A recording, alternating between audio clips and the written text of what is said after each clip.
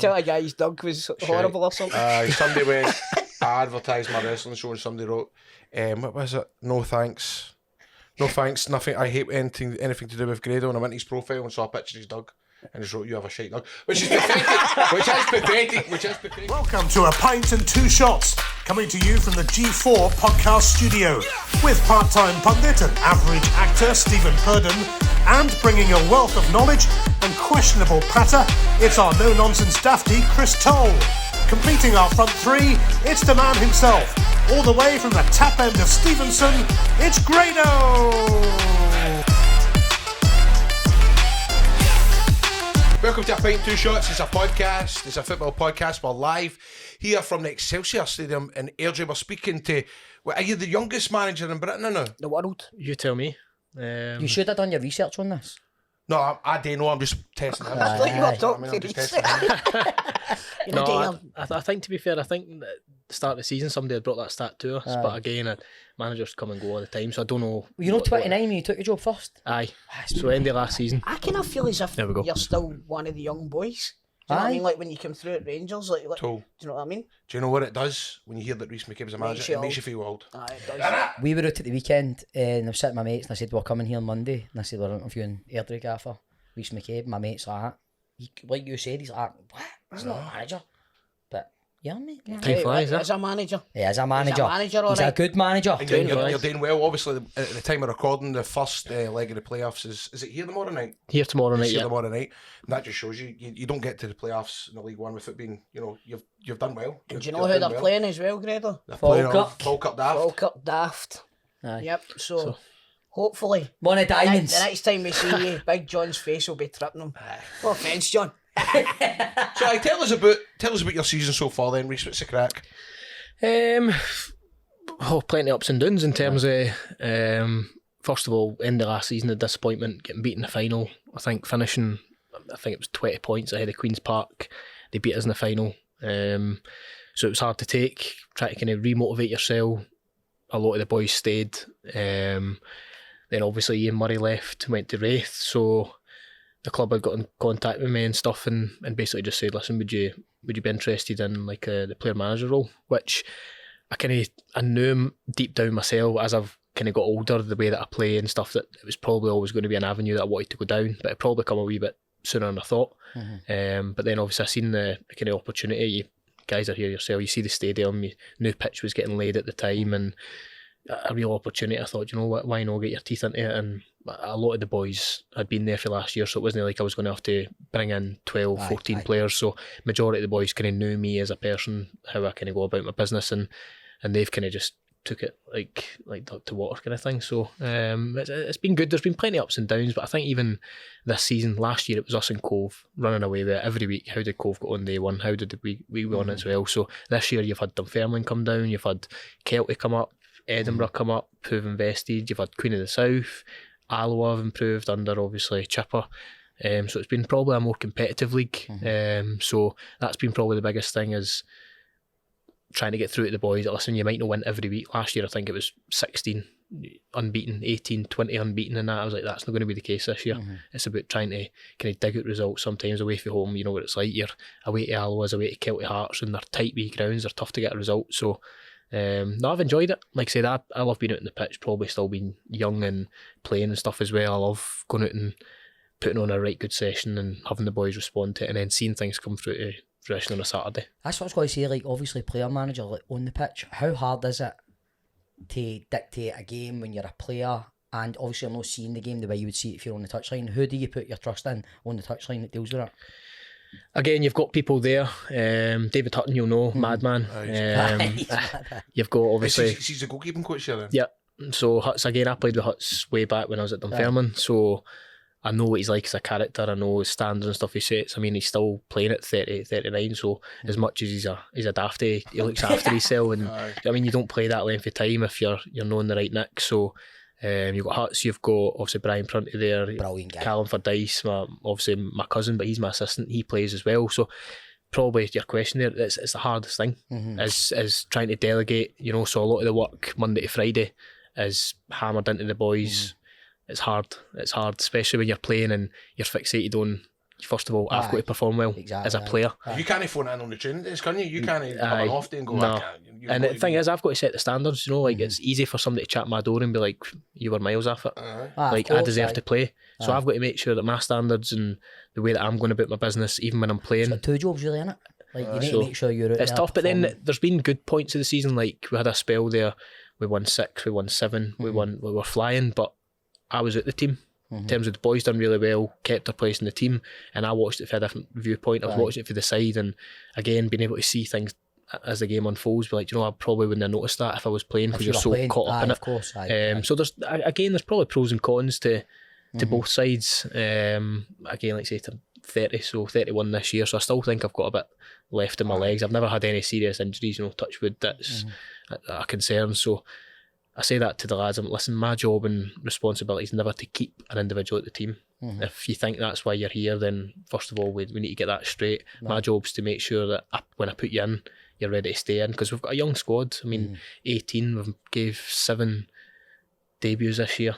17-year-olds, 18-year-olds, and giving them the opportunity and making sure that they're ready, but ultimately they've got to be ready, and that's a big thing for me. I'm like, listen, if you keep me out the team and I'm sitting on the bench, then you're doing well and we're doing well, so it's a win for me as well. So it's been good, it's been enjoyable, but again, it's tough. I never expected it to be easy, so I think we've done okay in terms of what we're probably expecting after the season we had last year to go and compete, especially in the playoffs anyway, 4 positions. So to be there with a couple of games to spare and then hopefully learn from past experiences for last year and take it going into this one. You mentioned that Ian Murray. There's something funny about you sitting in that chair for some reason. I don't know. I'm honestly trying to laugh just because you're sitting in that couch with me. It's making me laugh. God, I'm starting to get fed up here. That's correct. No, we were at Hibs training ground last week and we were interviewing Devlin and Cadden, and you were laughing at him as well. This is 2 weeks in a row now. What is going on? I'm getting fed up here. No, I'm it's just... how you're perched on the end of it, man. I know. See, if I had to sit back, my wee feet would be just dangling off the edge. I know. It's like Rhys is sitting there all handsome, that looking casual, and you're sitting there. You were mentioning there. So anyway, getting back to what I was saying. You mentioned that Ian Murray left. Do you think that kind of woke the players up a bit? Because we interviewed Ian Murray, and the minute he left, I woke up. Oh, Toe. I've got to give him plaudits. He come across probably like that to the media, and see as a manager in terms of his man management skills. You ask any of one of the squads, how do you like Ian Murray, whether you played, you were a sub, whatever, ask him what's he like. They all loved him. He was a good guy. Brilliant. It was on Zoom as well, to be fair, wasn't it? I know. It was back in the days. He's probably just like that in general. But he's nice. I don't know many people that say a bad word about him, especially players. Apart from Crystal. That was just a joke. I know. He was a lovely guy. He was a lovely guy. Yeah, see how being a manager at this age, right? Do you think, and I think you might end up saying no, but do you think there's like less pressure on you because of your age? Now, I don't mean that less pressure. I know what you mean. But probably more. I mean, like, well, do you know what? Probably more. Well, no, that's what I was thinking about that tone. I thought, well, maybe there's more kind of, do you know what? I'm young. I'm going to go for it here because I've got know that there's less pressure, but you've got nothing to lose, even though you probably have. Because it's the start of your career. This is like one of my questions. I know. No, do you get what I'm saying? No, but I think what Grado's mean is, it's like obviously coming in when you were 29 getting a job, it's almost like a free hit. You go, right, this is a chance for you to go and improve yourself. Is it a free hit? Well, I don't know. No, it might not be as well, because then if you make an ass of this, then the rest of your Then when I finish at 38 or 40, whenever, and then you're looking for a job, that's always kind of on your CV. So depends how you look at it, I suppose. Look what you're doing well then, isn't it? You know what I mean? I'm doing all right now, but it's probably how you perceive things. For me, it's an opportunity. Do you know, I'm looking at names off the top of my head, like Kevin Thompson. You know, like I was a young boy at Rangers when he was there, and how he's not got a job now. Listen, I don't know the ins and outs in terms of how he kind of got a job in football. We were talking to Kevin a couple of weeks ago, and he was driving at Ibrox, and he said that. He said he'd obviously applied for a couple of jobs, like Dundee United jobs and stuff, and how he's just finding it so hard to get a job. I'm always thinking that Kevin Thompson is always, he's not took that job because there's something else happening or something else. But we spoke to him, but wasn't he that way? I had the feeling, like when we had Kevin on the show, I had the feeling that he was going to go on to big things. He still might. You know what I mean? After the what do you call the team? Kelty. Aye. after that, I mean, he was doing well with him. It was quite a surprise when he left. You know what I mean? So You're not guaranteed anything. No, and totally. like you say, there's probably more than him that are waiting for a job to come up, and ultimately you sometimes have to wait longer. And I looked at it and thought, I'm there already. Take I'm the settled. opportunity. I've got young family, wee ones at nursery, ready to get settled into school. And I says I'm hoping to kind of be settled here for at least the next few years. Really get the head down, kind of learn your trade and get your style. And luckily, to be fair, the guys upstairs and that have been so supportive in terms of, listen, we understand it's going to probably take a bit of time and there's going to be kind of bumps in the road, but we're going to stand by you and give you kind of all the support you need, which is That's good. a weight off your shoulders, knowing that I can go into a game on a Saturday, no worrying about what's going to happen if we don't get a result here. There was a period there, I think, throughout the season that I think we lost 4 in the bounce, and any other manager in Scotland, any other manager probably at this level, Airdrie, expecting to be round about the top or panicking, thinking losing their job, then they deviate away from how they play. It's all about we need to win. Whereas we've never done that here. For me, I always say it's everyone, there's a stigma about Scotland, and this is again just my view, is it doesn't matter how we play as long as we get the 3 points. Biggest little shit I've ever heard. It is because ultimately you get the 3 points through your performance being good.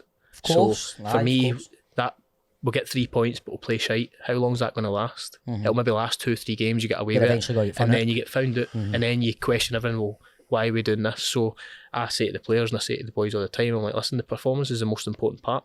If you get that right, or you drop that 5%, I says, you'll get found out. I says, but if you concentrate and focus on the performance, results come. And that's the way I look at things. I always like to focus on the performance. And again, like we're talking about it off air, that managers go from club to club to club and they fail. You know what I mean? And that's not me being arrogant or big-headed, but I'm looking at it going, why should they be rewarded by getting another job when they've got the likes of Kevin Thompson, you've got the likes of guys there that are looking for an opportunity. There's a thing that's happened in Scotland, and again, I get probably a bit passionate about it because I've now been in this seat, and it's, we reward guys for failing, and what's their ambition? Like here, I know what I'm going to do here with players. I've got players here who I've got high hopes for to sell on to a bigger club or go down the road, and then we get the next crop in. And for me, I openly say it, like, I don't want to manage here for the rest of my career. I'm not happy being a Scotland League One Championship kind of manager. I'm going to go right to the top, and the only way I'm going to do that is by kind of learning and try to change things, because I think it's went on too long. This kind of I totally agree No, with That's that. a big point you always make as well, isn't it? It's like Conveyor belt. it's Aye, like the merry-go-round it's of like you players, dip your hand managers. into the bowl and you pull out whoever's been sacked 6 months ago and give them the job. You know what I mean? And I don't. Is there an interview process for that? Because like you see these there people, will be some kind of interview, but again, it's who's available at the time, and sometimes they're a wee bit gun shy and panic and everything sets in. But again, I have this conversation with Dicey and the guys all the time, and I'm like, don't tell me there's no talent in Scotland. I won't believe it. You look at John McGinn, you look at these guys, Hibs, Kevin Nisbet, everybody's raving about him now. He played Dunfermline in League One, played lower leagues. So you give them a chance and an opportunity, they will do well. You look at Che Adams, who's 8th tier of English football. He's now recognised international striker. But we're so, he doesn't play for Man United, he doesn't play in the English Premier League, so we don't pick him for Scotland. It's like, it's bollocks. We've got ability, especially in the lower leagues, but I always think for these players to really shine and kick on and earn these moves, the coaching's got to be good. And they've got to have that environment that we're getting the best of coaching, they're learning fundamentals. That's why you've seen over the years your Ajaxes and your Benficas and stuff. It's nothing to do with finances, because we know what we are as Scotland. We're a small kind of nation in terms of finances compared to England, but there's a reason that these clubs keep producing year after year and they sell them on, because their coaching, their structure's good. 100%. I agree with that, man. 100%. How do you see your, when it comes to being a manager at such a young age as well, do you have, like, who do you go to for advice? Like, I know you've got your auntie, your auntie Shelley Kerr, but is there anything, I know you speak to the board, but is there who do you go to? Again, probably depends on the scenario, but sometimes I go to, I don't know, like my missus or somebody for maybe just to give me a viewpoint for no football related. Sometimes I go to kind of people that I've worked with, kind of agents and kind of people that have looked after me and I know I can trust them. Sometimes we just kind of speak about it. Sometimes I speak to the players, some of the older players. Sometimes, like you say, my auntie's obviously Shelley Kerr, so sometimes just having a different viewpoint. But it's funny you're talking about your missus here. She doesn't play football, no. No, but it's funny that how you gauge some things on your missus. There's a few things I you think do. it's good having a partner or whatever that's not in that environment you're in. It's a different perspective. Aye, totally. They can see it from an outside perspective. I do it with my wife, like with acting, and you go, she's not an actor, never done that in her life, but I ask her, what do you think, Chris? And it's good getting that viewpoint. Well, it's like I booked one of the wrestlers for this thing on Saturday, and like I says, whatever way my missus reacts to this, I'm going to make my decision on it. It was like an old wrestler that's 70-odd-year-old, right? And I thought, I want to see Stephanie's reaction to this and what she thinks. And do you know what her reaction? She was like, aye man, that doesn't look right. That's bizarre and all, man. And I went, do you know what? He's getting booked. 4 million up. You're booked. Thanks to Mrs. Grado. So that's an exclusive. Hulk Hogan's going to be at Grado's big family bash. Bring your wins if you want, Rhys Pavilion this Saturday. They'll be wrestling alright, tell you. I've got a wee in 3 and she's as wild as they are, man. Really? Aye. Wild, man. Do they come to the games? And do the Waynes come to the games? To be fair, my missus works and she's never really been into football, which I quite like. You know, see coming home on a Saturday if we've not had a good result, I'll be up to 3-4 in the morning analysing the game and stuff. And how do you go on the day? And I'm like, surely you can tell if either won or lost. She's no clue about football in general. So again, family, my dad and all that, still come along to the games, bring my wee one and whatever. So I try and support as much as I can, but again, my missus isn't interested. Who's your inspiration, manager wise? Who do you look at and go, I like the way this guy plays? Again, probably for a generation thing, I look at Sir Alex Ferguson. Again, he's teams that he had constantly having to rebuild a team. It wasn't like he was in the job 3 years and he was inheriting a good team. He's exactly. Constantly some of the teams that he won trophies with, and you look on paper and you go, Jesus Christ, like.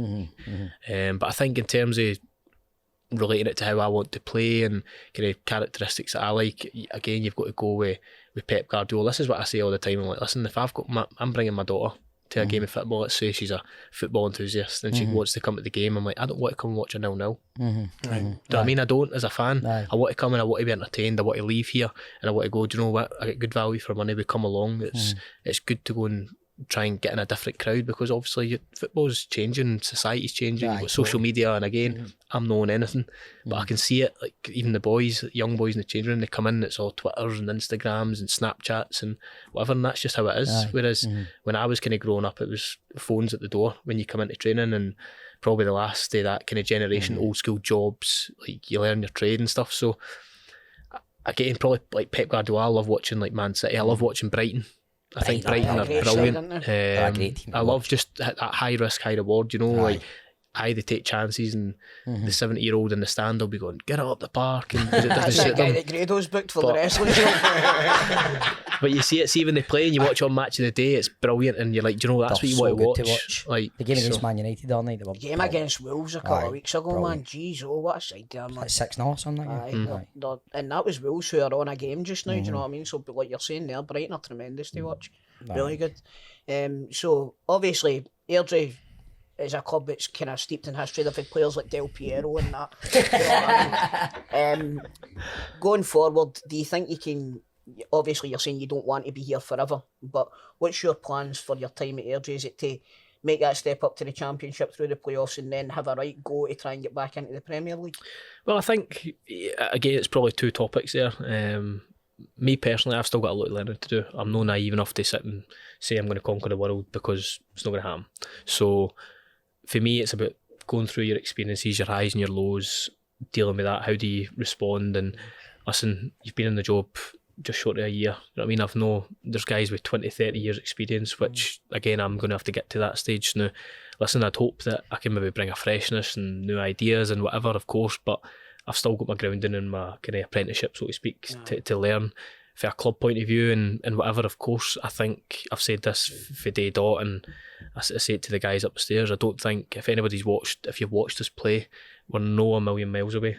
And I mean, stats will tell you that. I'm big on we're the third highest scorers in Scotland behind Rangers and Celtic outside the Old Firm. Do you know what I mean?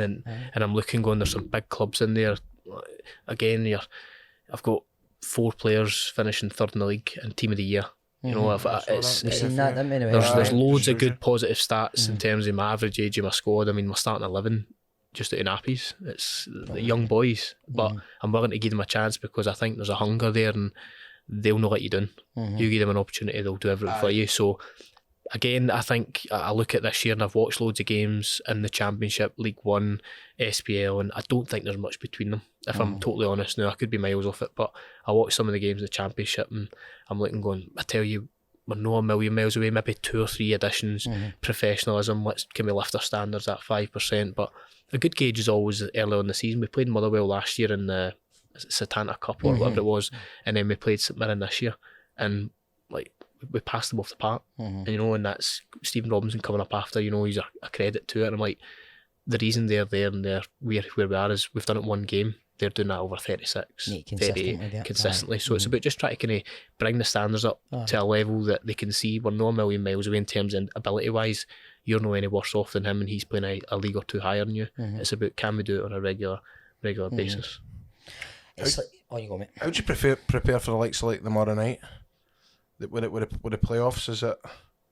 Like a full 36 game season essentially comes down to 2, 4 or 6 games. Do you know what I mean? How can you carry on that level knowing that your full season could come to an end in one game? Do you like the playoff setup, or would you prefer that it was back to the way it was before? Again, first of all, I don't think of that. I don't think that it could all come to an end. I think I've wasted 36 games, gears the playoffs early on in the season, and we'll see who's the best team. That's the way I think. I'm confident I say that to the guys. I'm like, we're 36 games, nobody pips us out of the playoffs. We're a good side. So I try and always think glass half full. But taking your point, it's like, if you think of that, you're going to go into the game, bag of nerves. The game's going to pass you by and you're going to go, oh, fuck, I wish I'd have just done this more, or focused more on my actual performance or whatever. So again, you don't win every final, you don't win every semi-final. A lot of these guys are going to have loads of semi-finals, finals, chances to get promoted, whatever. They're going to have loads of them. Me, tail end of my career, I've had a few, so I'm like, I try and just pass on my knowledge. But the main thing I say to them is, lads, you play your game as if there's 0 players in the crowd, you're in a training match, I'm passing on instructions, and you go and play your game. You do that to the best of your ability, and trust me, you win the game. And to be fair, the boys, as the season's got on, I've took that kind of on board, and I mean, some of the results, 7-0, and it'd have been easy to just take your foot off the gas, but the boys enjoy playing. I suppose it could, but again, it's one of the ones that it's how do you look at it? And listen, we're not in control of anything. We might win, we might lose. I'm not naive enough to say we're going to win, we're going to lose, but ultimately you just try and prepare as best way you can, and hopefully on the day you've got better performers than them. Has your captain ever told you off? For what? Like, see if you're on the pitch at the same time as your captain. Has your captain ever went, hey, you, get your act? Absolutely. And that's, by the way, I was very clear. I said, listen, I understand it's an awkward position to be in. I could imagine that myself, my manager playing, and how do you speak to him? Listen, the minute I cross that line, I'm a player. If I'm not doing my job, I expect you effing and blinding and getting on my case. I says, because I'll be doing the same to you. I says, and see, after you come in at half time, you unwind, you speak about your men. It's nothing's ever personal, I always say. So we can always look back at videos and stats and clips of the game and go over things and analyse it. But for me, it's everything that you say on the pitch just to try and benefit somebody. You've got to sometimes watch in terms of how you say things. Sometimes people respond differently to, listen, don't like a kick up the backside, some like a cuddle, of course, but it's about finding that happy medium. Is that one knowing it, man, if you want to pitch shouting at the manager? I know. But then I also think there's an advantage that the players, there must be a feeling of sort of togetherness, because you're camaraderie. Because you're there with them, it's like, come on, man, let's... you're in the trenches with them, you know what I mean? It's a different kettle of fish if you're on the sidelines, back instructions, but the fact that you're actually there, like Grado says, in the trenches with them, that must bond you a lot more than if you were, say for example, just a manager. I suppose, like you said, but listen, I'm the first to criticise myself and say, by the way, I was fucking shite today, or whatever. I don't let it affect me. I try not to let boys think, oh, well, he's going to play next week and it's kind of what he says goes. I'm a player, so I've got to manage that kind of element right away by saying, do you know what, see if I'm not performing. And one of the games, obviously a couple of games ago now, I didn't play well. I think we maybe had an injury, a knock or whatever, so rather than play at 60%, which wouldn't be fair, if I'm harping on a message to the boys like, listen, I need my 18 or 19, whatever it is, I need you all like ready to play, and see if you're not at it at training, you don't play. Simple as that. I can't then contradict myself and play 60%, 70% with an injury, and then the boys that come in, done really well, won 5-0 or 6-1 at Kelty, then 7-0, and I'm like, well, I can't put myself back in Of because course, it's not aye, fair. definitely. So as much as you kind of want, you think I can do a job, of course, but it's a bigger picture for me. How do you sub yourself? Do you just shout across? I've had enough. Or do you just have it pre... We usually have an idea and listen, unless you've got a knock or whatever, which you know, but What if you're in the game of your life, but... Aye. I want to sub myself. Aye, well, No, that's No, sub it's myself.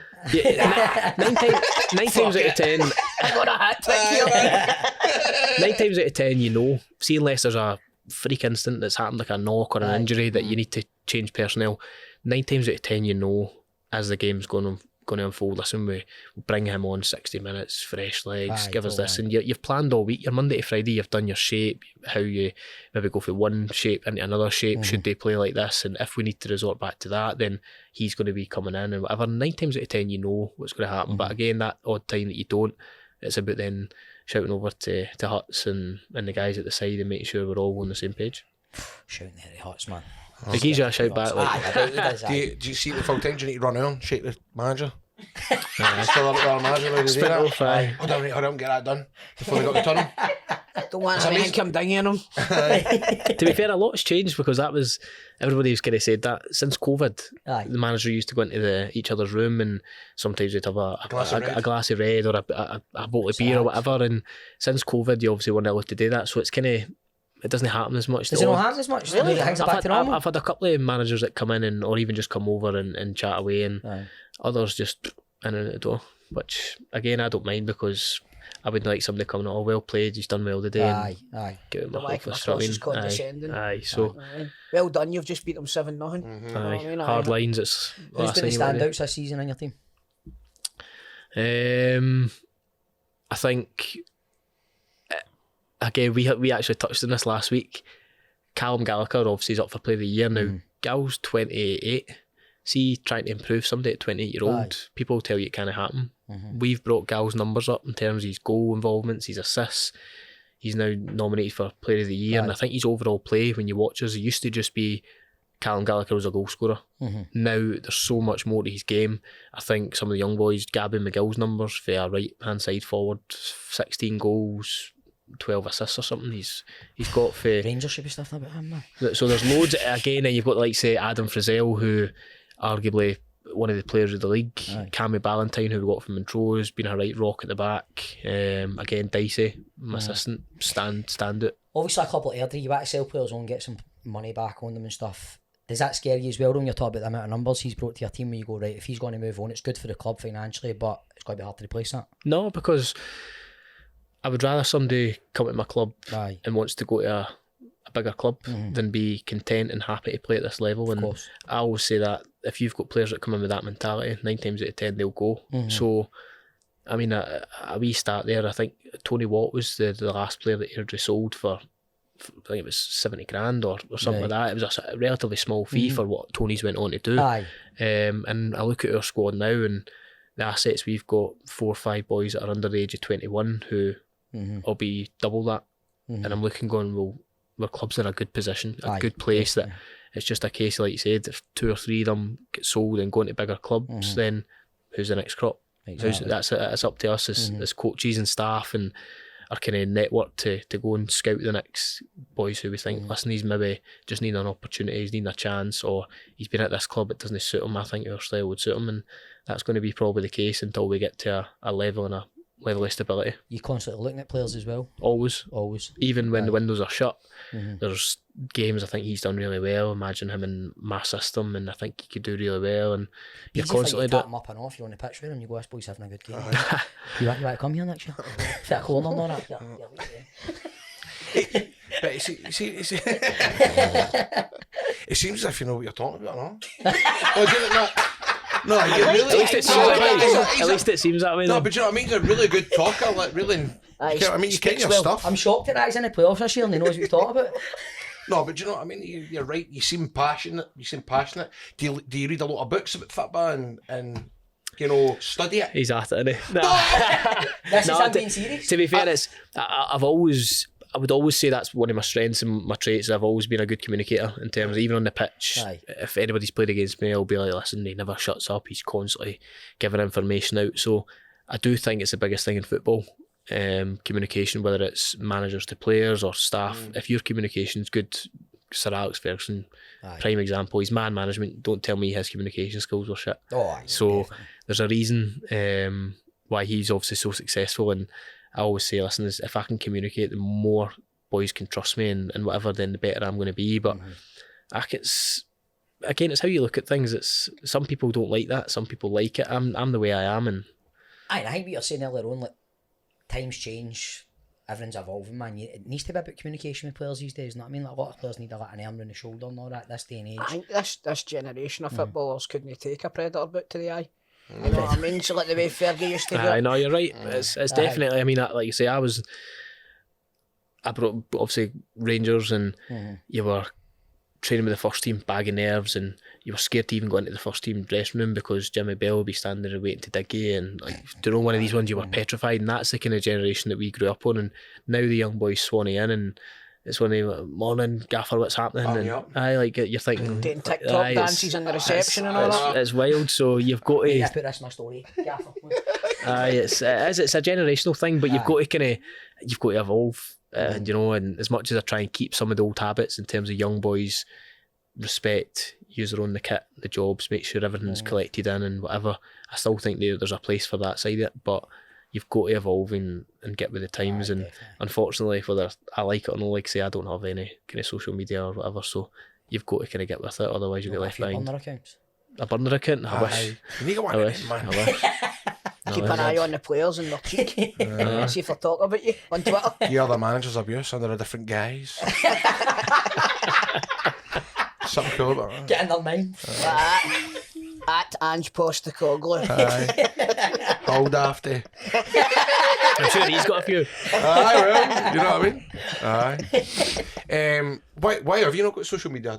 Was there a certain point, or did you just go, look, I need to concentrate my football, get rid of this? No, again, probably funny story. I was at Chef Wed at the time, and it was back when, you know, fans would just tweet you after the game and this and that, and I don't even think I'd got on or featured that day, and some fan just started kind of sending us abuse, and I just went, fuck it, let him have it. And I let him have it, but again, did you bite? Aye, but I wasn't. What did you say? I wasn't. It wasn't nothing. It was just, you know, your typical like you shut the fuck up, stuff like that. No, and, you shut the fuck up. And the club got wind of it and fined us 2 weeks' wages. They fined you 2 weeks' wages for biting back, for having a go, because it went a wee bit, and then I was looking at it going, do you know what? Like, you've got everything you've got to do. You've got to watch what you say now, and I just went, do you know what? I don't want people. First of all, even from a personal point of view, I don't want Joe blogs for the street knowing what I get up to in my spare time. I want to finish for training, and do you know, I want to go home. I've got a young daughter and whatever. I want to just go and be able to go, do you know what, unwind, phone Have you off, tried to let's go. instill that into your players as well? About social media? Aye. Again, it's not my job. I've got enough on my plate to worry about, and listen, they're young and I'm not daft. You know? Would you find them? No. Plus, a lot of clubs now, It's not going anywhere, I don't know. a lot of clubs veer towards a lot of doing social media things and that, didn't they, and getting stuff out. That's what I mean. There's a time and a place for it, and there's good elements to it. It's just my preference. I don't like it. It's a good tool if it's used correctly. Aye, of course. You know what I mean? Aye. So it's like Grado, he's a good tool if he's used correctly. You're not biting social media all day, is it? What? You're not biting on it all day. Like. Who did I bite to? I did bite to You somebody. tell a guy his dog was horrible or something. Somebody went, I advertised my wrestling show, and somebody wrote, what was it? No thanks, nothing. I hate anything to do with Grado. And I went to his profile and saw a picture of his dog, and just wrote, you have a shite dog, which is pathetic. which is pathetic. I get it, but I got a positive. That would anger me more Well, than do you know what I anything. mean? And then there was another guy going, my wrestling show is on the 13th of May, and he went for, sorry, I'm cleaning my toilet that day. And I wrote, what, you waiting to the 13th of May to clean your toilet? I like that, man. That's a pure Charlie Nicholas come back, man. I was like, You can't even see your toilet. and then what was it? Somebody else went and said, I went and put a video of me and Michelle McManus, and somebody wrote, this is the most cringiest thing I've ever saw in my life. But the guy had a top knot. Right, okay. And this video was in 2014. I said, well, stuff like this was acceptable in 2014, a bit like your top knot. We should Get just back have on it, man. we should just have a wee section of the show where we go back on Grado's comebacks, man, on Twitter, man. Grado's comebacks for the Patreon. I need to see a few of them. So, you've got Brian Prunty involved. I love Brian Prunty. Brian's one of the favourite guests, my favourite guest that we've ever had on, man. He was brilliant, and he must... Grado's looked at me, she can't remember. He done doing as if... That's terrible. Yeah, Yeah. Brian Prunty was brilliant. Aye. What was he on? It was on Football No, Daft. it's not on our It was on podcast. Football It was an Daft. old one. So, he must bring a good like presence to the dressing room and stuff like that. His partner's good. He's again probably from a staff point of view. We try and it's easy to bring in somebody that's the same as me or the same as Dicey or the same. See, having somebody that, you know, if I'm having a pop at the boys or individuals and whatever, like Huts is as mad as they come, you know. Huts, he's as daft as a brush, but again, the boys like him. He's infectious. See, sometimes when you maybe come off the back of a bad result, having Huts coming in, and it's like, Jesus Christ, it just lifts your spirits. In front, he's like that. He's, you know, never in a bad mood. He's a nice guy. Always got him the same way, don't he? He's respectful, and the boys respect him. And obviously, what a player. You know what I mean? He's a player. I still play charity. He's in his 43rd Charity match, season. he still plays. Is I gave him a bit Aye. for his penalty miss. Well, I gave him a mate, bit. that's the thing, man. Last year, scored a belter into Huts, man. Scored a peach. You always come into your arena in this stadium. The stadium, it feels like coming home, man. I know. Last Have you not played in that or not? Me, I get sent off. Last 2 charity matches, I was up front. Last 2 games, scored 7 goals, mate. So 7 goals. Keep an eye So on we're you. friendly next Keep season, an eye on mate. you. Aye, keep an eye on it. It's what everyone's, you know what I mean? Toll's commentating this year, isn't he? That's it, aye. I'm commentating. I'll be in the stand getting at the big licks, know what I mean? Like, I'm suspended, obviously, because I got charged the last time. Know what I mean? Still serving your first of your 3 match ban. That's it, aye. 3-year ban. This is my second of my 3-match ban. Aye, I stuck the head in somebody's willy. I did. Who was it again? It was Manny. Was it? Aye, it was Manny. I heard you get sent off for laughing because the grass was tickling your buzz. See, that'd be a good comeback on Twitter. I should use that one for That's better than you've got a top mark. Aye. Or a shite dog. I remember that. Was it Brian McPhee done it too? No, it was Manny. If he's got a squad. Aye, That's it right, was. aye. You ever watch Scottish Squad? See his partner in Scottish Squad. It was him. Aye. Still hating on him. Shouldn't I get cheeky with me, but know what I mean? I looked down and he was tickling my boss. Get yourself over to performancetyres.net. If you are needing tyres, then I'm telling you, this is the place to go, because Performance Tyres are going to sort you out with the best tyres on the market at low, low prices. They are available in, obviously, all across Scotland, but they've got branches in Anniesland, Ayr and Carmunnock, and they cover all of the Central Belt. Now, they provide a professional tyre fitting service. They've got all the up to the minute fitting equipment, and they'll take care of your precious alloys, the wheel balancing, accurate wheel alignment. That's all sorted. They stock all the major tyre brands for light trucks and vans, 4x4s, cars and vans, and they supply all-season tyres, winter tyres, and they run flat tyres for all the seasons. Now, if you're looking for a Pirelli, if you're looking for a Hankook. if you're looking for a Yokohama. if you're looking for a Laza. Laza, they are the specialists with Lazas. If you're looking for a Laza, get yourself to performancetyres.net. Check your local branch and make sure that they all offer the service that you're looking for. All the mechanical work is done by time-served technicians, and at Performance Tyres, you're going to get the best tyres in Scotland at competitive prices. Performancetyres.net. Keep 100% of your claim. G4 Claims. If you've been hurt in a road accident that wasn't your fault, you should really talk to G4 Claims first. Unlike road accident solicitors, we don't charge you for our services, which could see you better off. To keep 100% of your compensation, have a chat with Nicole and the team. You'll be glad you did. Search online for G4 Claims. Keep 100% of your claim. G4 Claims. Tell us about Super Rally. Super Rally, boys. Did you want to know? Well, come on, you were obviously, I mean, Man of the match, 3-2 game. that, mate, the man of the match game. Because that was a game. Celtic could have won the league at Ibrox that day, I'm sure. Yeah, they could have, yeah. Also, one of the best atmospheres, pre-game atmospheres I've brilliant. ever saw. It's a video that I sometimes go back and watch on YouTube. And I think, was that maybe only like your third or fourth game playing for the start? That was your Old Firm debut, wasn't it? Old Firm debut, aye. So again, the club had just went into administration at the time, so it was a wee bit of I knew it was coming. It was a kind of weird time in terms of the atmosphere, and so I played a couple of games, but then, like you said, Celtic coming to obviously Ibrox and could win the league. It was a massive thing, and at the time, you know, you look at the squad and whatever, and I'd been playing, and to throw a young boy in, and like you said, the atmosphere and stuff, it's a blur. Sonny Aluko. Aye. Blur. We started the game really well, and to be fair, we popped them now. 3-0 up, and then they scored two set pieces later on. I think Thomas Rogner or Lugans, I think. Penalty and a header, wasn't it? Aye, I remember it. What a game, man. It was. What was obviously at that point? What was the dressing room like at that point? Could you hear them all singing? Penalty, look for the. Oh, it was rocking. Aye.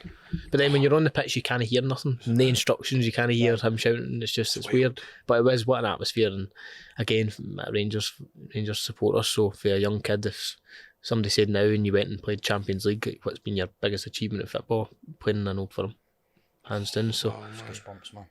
It would be some buzz, wouldn't it? It really would be, man. Like, who would try to kid here? That would be the plateau for a Celtic or Rangers fan. And to do that, and also to get man of the match. I know. You didn't get man of the match, right? aye, so again, that was performance you do well. Nothing, again, it's if circumstances had been different in terms of the whole stuff off the pitch, then would I have maybe got that opportunity? On hindsight, you don't know. Rangers challenging for leagues, it's difficult to go and put a young boy in, but the way that kind of things were going, it was a perfect opportunity to try and probably get assets kind of on show, and obviously was doing really well as a youth team player and whatever, and got the opportunity, as did many others. And would I have got that or no? So I'm probably thankful in a way that no, but that I got my opportunity. Sorry, I'll go and get a wee drink of cola. So, thankful in a way that obviously you get your debut, but it's obviously circumstances. Would I have changed it? Of course I would have, because kind of what's happened. Obviously the circumstances, we all know what the circumstances are there, right? But how hard was Talk it? us through it, but... Greg, I'm moving on now. How hard was that then? What happened? Sorry, man. Sorry. No, mate, you're not. We're laughing. You're fucking This was this boy's livelihood at the time when he had a big decision to make. Maybe when he Sheffield Wednesday and the other one 4 times his wages, give a break. No, I mean, how was it 4 times? Difficult. No. 6 times, aye. Oh, your beauty. But did you not get dogs abuse when you played against Rangers? So this is the funny thing, right? And listen, I look back and it's funny because it's happened now, but we were young boys at the time, you know, so again, what you're earning, you're 18 at the time. So in terms of what they're bringing in, you've got first team players and whatever, so there was the old high earners are taking a 75% wage cut, next earners 50%, 25%. So we were, if anything, the younger lads, like reserve players, taking a 25% wage cut. I'm travelling for Livingston on... Everybody thinks it's massive money. You're only 18, you've only been 2 years out of school, so... doing that, and then obviously everything that happened, it was strange because nobody kind of believes my story, and again it's as true as they come. We left, I was on holiday, and I was in my old man kind of phoned me, and I was like, strange for my old man to phone me when I'm on holiday. So he's like, listen, I've sent you an email through and that, like, shit's hit the fan back here. And I was like, wait, what? Because as far as we were kind of led to believe, once we went for summer, everyone was going to be in contact. It was going to be constant dialogue back and forth about what things are going to happen. Young boy, 18, in there, out there. I've not got a clue what's happening. You're going to Big Jig and Davy Weir's not like, what does that mean for us as young boys? And like, it's probably not as much going to affect you as whatever. So we got an email for Charles Green, and it was basically saying, if you accept kind of any contract that you've already got just now, if I go to Cash Point and want to take out a fiver, get a couple of bags of sweeties or whatever, then effectively you're agreeing to transfer to Rangers' new company. So I was a bit like, I've not got a clue what's happening, I'm on holiday. So my dad was like, listen, I'm just making you aware, don't worry, try and enjoy your holiday. Came back and we went and spoke to the PFA just for a bit of advice, like, listen, what does this mean? Like, what happens if they get 12-point deduction. What happens if they get relegated? What happens if they get put to 3rd division or they get whatever? And it just kind of went, we're unsure. So again, went to the PFA for a bit of advice, and then from then I never had one bit of contact for Rangers. No. So as much as listen, I come and go a bit of banter with a bit of the stick that you get. Could Rangers have done more? Absolutely.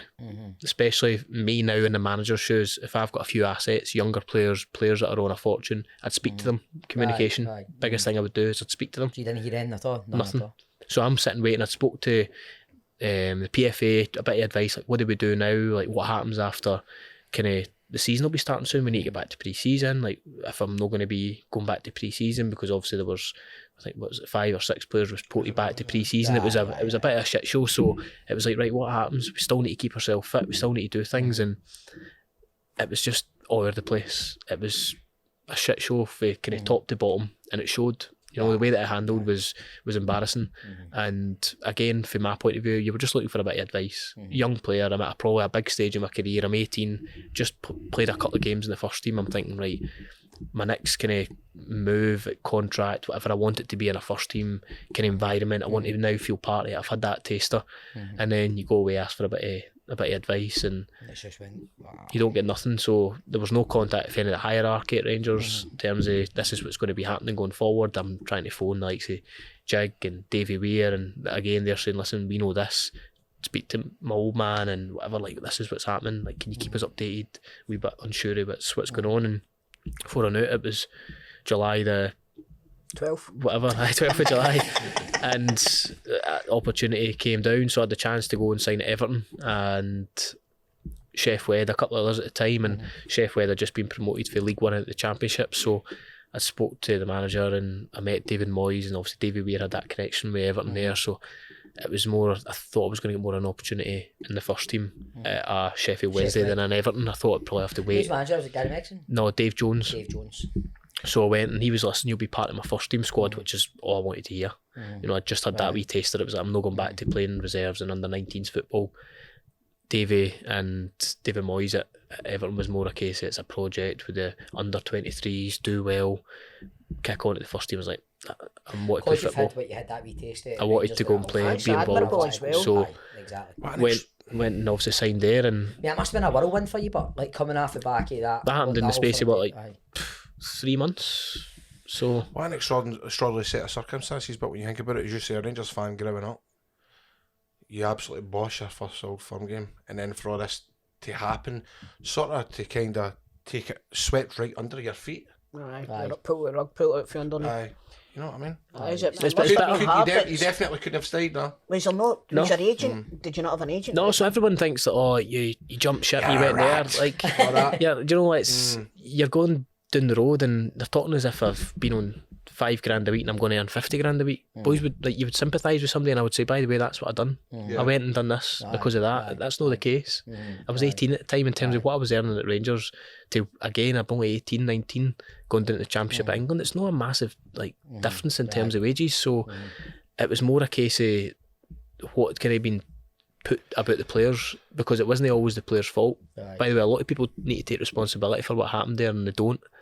And again, everything the buck gets passed on to others and whatever. But like again, going back to your kind of point a wee bit off topic there for a while, is like Alan McCoy, he's legend. I loved him. He was brilliant with me, and even just the way that the whole thing going about, you hear the story about put your tin hat on Ali and Alistair and all that. I mean, he would come in and like relay the stories back to the boys, and you're sitting going, you don't know how to take him, but he calmed everybody down in a time that was obviously really important. Of course. But the difficult bit for me was I had police 24-hour surveillance outside my mum and dad's.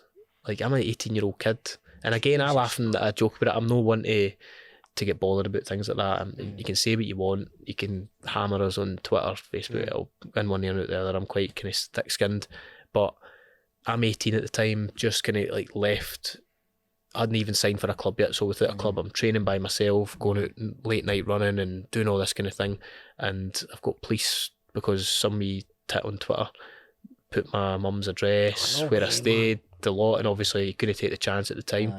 So we had police 24-hour surveillance at my mum and dad's, and for them, being able to see them, not being able to Of course. go about their normal day-to-day business, because there's police cars and then you've got people in the street. I'm for a local wee village, wee council scheme that, oh Rhys, what's happening? Like, why is there coppers outside your mum and dad's? What he's been up to? And it's like, it's just the word of mouth. So firm debut, it went 0-60, man, in the wrong way, but Aye. it's like ridiculous. I'll be so- 60-0. Aye, 60-0, aye, that's probably better. Aye. So that was tough. Probably seen it for like my mum and dad and sister and As you say, your family, grandparents and that's- stuff, and that was a hard. I can take anything. I mean, I understand the sport we're in. There's you've got to be able to take it as well as give it out and stuff. But Was Davy Moyes raising me when you went to Sheffield? no, again, I was honest. Again, I spoke to Davy Weir at the time because I had that connection with him. I just said, listen, I've got an opportunity to be more involved with our first team, which that's kind of the route I want to go down. Right. And he was fine. Again, hindsight, good move, bad move, you don't know. See, because of what that happened, that's maybe no answers, but does your old man still support the Rangers and stuff like that? Aye. Still watch all the games as much as we can.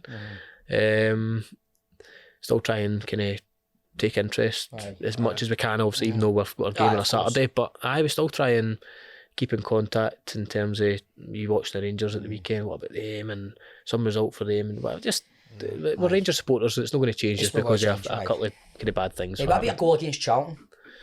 The volley. Aye, that was a screamer.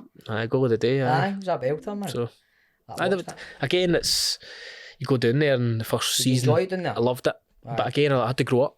Mm-hmm. First time I'd stayed in digs in an apartment through in Bearsden and whatever, and you're no away from your house. You can go back to your mum and dad's whenever you want, and still a kid. So to go down the road and have to grow up, live yourself, have to worry about all that, and dealing with that side of the off the field stuff made me grow up.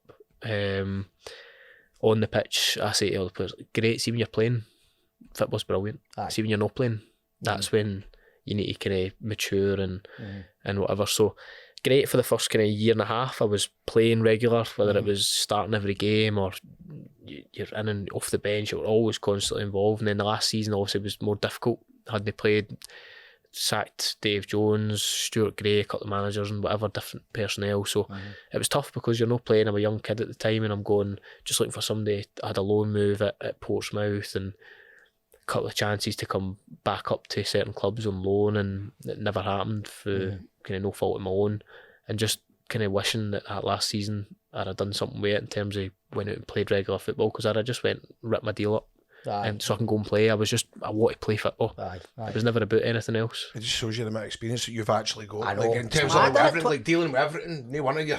What age are you now? 30. 30 years old. You've worked 20 careers. That's mad. That's mental, honestly. Aye. But getting back to like current events, right? Have you got your sights set on like coming into summer? Have you got two plans? Have you got a plan for if you go up, and have you got a plan for if you stay in League One just now? We've got a plan for if we go up, we go down. If we don't get relegated, we get relegated. There's 4 or 5. It's again, I don't think they're too dissimilar. In terms of course, you go to the Championship, you'll need to bring in a better quality player. You'll need to have better standards. You'll need to have better kind of equipment, facility stuff, all that. But in terms of the blueprint and kind of what we like to do, it doesn't change. It doesn't matter if we're in League One, if we're in the Championship, if we go into the SPL after the summer, I'm not going to change the way I play. You buy the player, you get the players to suit the system. I don't look and think, he's become available, he's played at Motherwell or he's played at Rangers or Celtic, we'll just get him in because he's that name. If he doesn't, he's not the target that I want, and I won't sign him. He's got to fit into the way I play. Have you got your eyes on anybody that you've maybe played against this season? There's been a couple, There's been a couple, but again, the difficult thing is a lot of players at this level are part-time.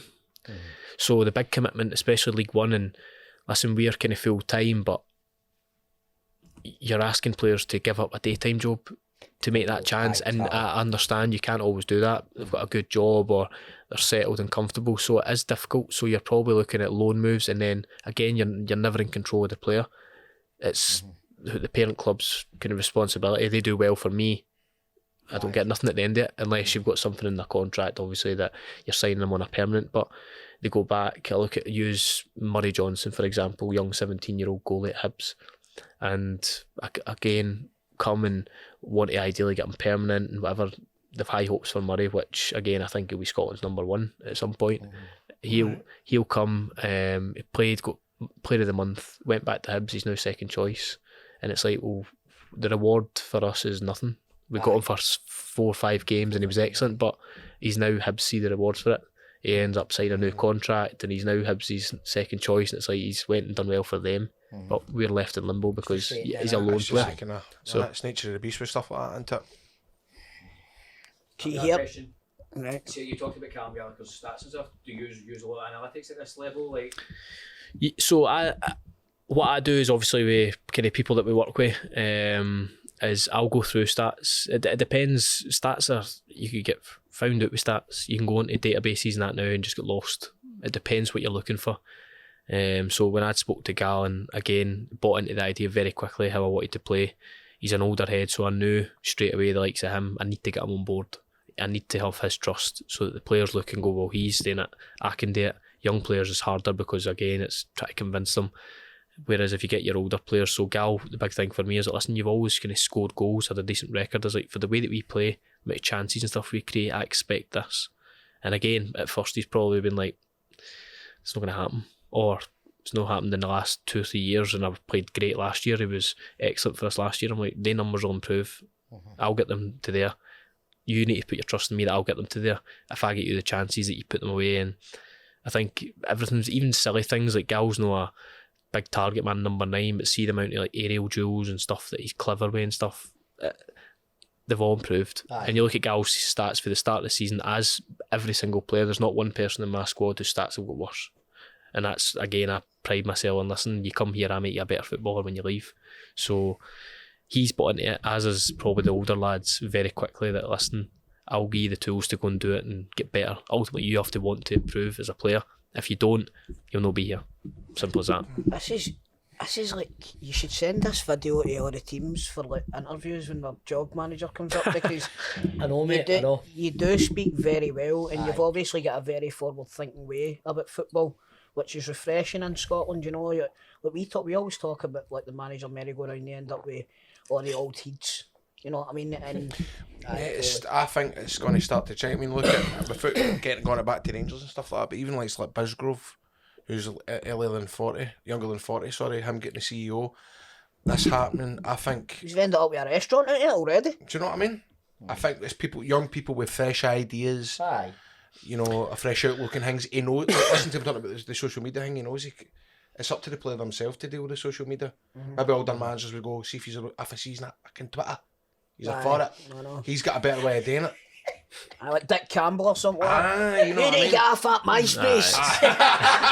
Aye. See if I catch you in that Bebo one more time. No, people, got them with that. But listen, it's only my views and opinions. You talk about that merry-go-round, and I'm the same, and I look at it, and without kind of naming individuals and whatever, but I look and go like, name one. How does he go from club to club to club? And I look at his track record, and he's failed there. Aye. What did they never got? That's to go relegated. I'm like, so why should he be continually rewarded with jobs? And again, what do they do with the club? They're just kind of like floating, surviving. There's no like aspirations to do anything. So we've got a committee member, all committees. So we've got a view here, and again with the support structure with the guys upstairs and Paul and whatnot. It's like, listen, in 5 years' time, we hope to be here. If we don't, it'll not be through lack of trying. We'll still be trying to get there. In 10 years' time, we hope to be here. We hope to try to kind of bring the club forward and go in a forward direction. I'm hopefully, I know that you're a kind of pioneer, but hopefully people look at it, because at the start of the season, everybody, whether you like it or no, went, like, what an appointment that is, that's going to be shite. Like, because like young players still playing, the player manager doesn't work. I'm like, it only works if you don't put the effort in. Exactly.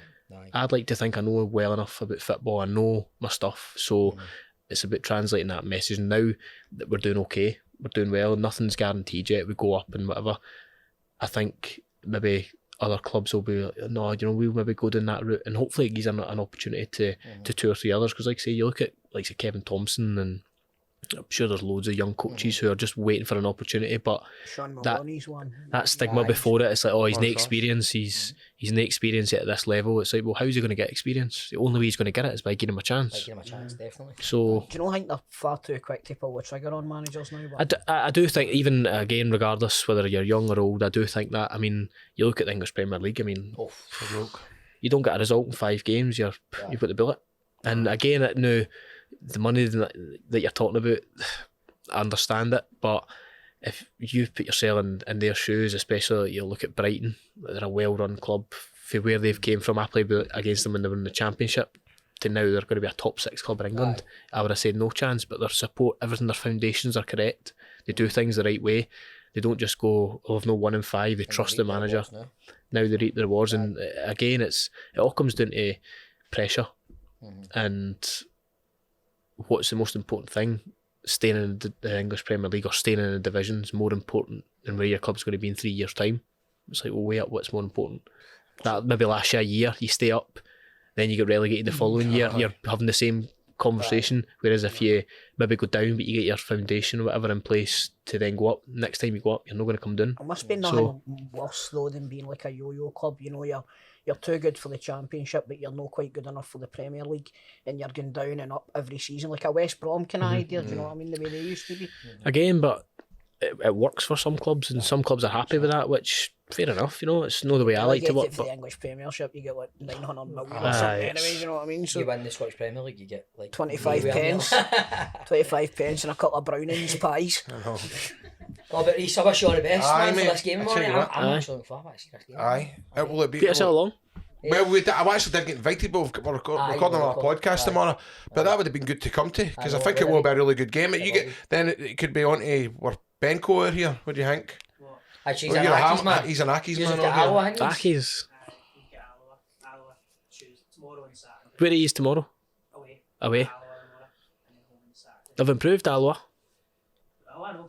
I know. We played them Rhys is obviously last psyching you year. right out here, man. We play, again, I've got a lot of time for Chipper, See, being the new kid in the block, coming in, and do you know, he's one of the only few that came out his way to, you need anything, let me know, see if I can help you. And I've got a lot of time for that. I've always wanted to get on the show as well. You know, he's like one of the old guard, but he's got a more modern approach to it, if you know what I mean. He's very clued up, and see, bringing youth through and playing the right way. His team play good football, and Alloa, part-time club, middle of the road to get with the clubs. I mean, Queen of the South and whatever in this league, and for Alloa to go compete and be in the playoffs, he's done a great job. And they're a tough place to go, Alloa. Going there at tight wee pitch and that, it's tough. Oh, So he's been already. it'll be tough.